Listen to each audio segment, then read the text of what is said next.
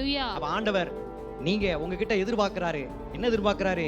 உன்னை நீ நேசிப்பது போல பிறனையும் நேசிப்பாயாக. உன் குடும்பத்தை நீ நேசிப்பது போல பிறனுடைய குடும்பத்தையும் நேசிப்பாயாக. உன் சபையை நீ நேசிப்பது போல மற்ற சபையும் நீ நேசிப்பாயாக.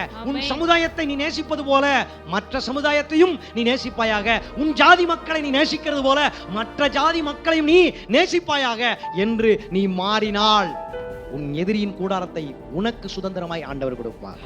உன் எதிரியின் கூடாரத்தில் இருக்கக்கூடிய ஆசீர்வாதங்களை நீ சுதந்திரித்துக் கொள்ளும்படி தேவன் உனக்கு உதவி செய்வார். ஹalleluya. ஹalleluya சொல்லுங்க. ஹalleluya.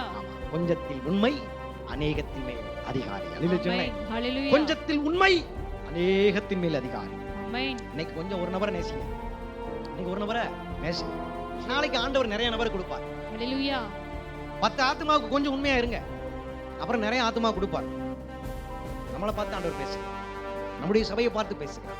நம்மளை ஒரு ஊழியக்காரிகளாக அவர் ஏற்றுக்கொண்டதினால இந்த வார்த்தையை அவர் நம்முடனே பேசுகிறார். அருமையான அப்போஸ்தலர் கூடாரத்தின் இறைமக்களே, ஆண்டுடைய வசனங்களை உண்மையாய் கேட்டுக்கொண்டிருக்கிற தேவ ஜனமே, ஊழியக்காரிகளே, நீங்கள் கொஞ்சம் கொஞ்சமாக உண்மையாயிருங்கள். கொஞ்சம் கொஞ்சம் விஷயத்தில் பரிசுத்தமாயிருங்கள். கொஞ்சம் கொஞ்சம் விஷயத்தில் கீழ்ப்படிதல் உள்ளவர்களாயிருங்கள். கொஞ்சம் கொஞ்சம் விஷயத்திலே அன்புள்ளவர்களாயிருங்கள். ஆண்டவர் அநேகத்தின் மேல் அதிகாரியாய் மாற்றுவார். ஹalleluya.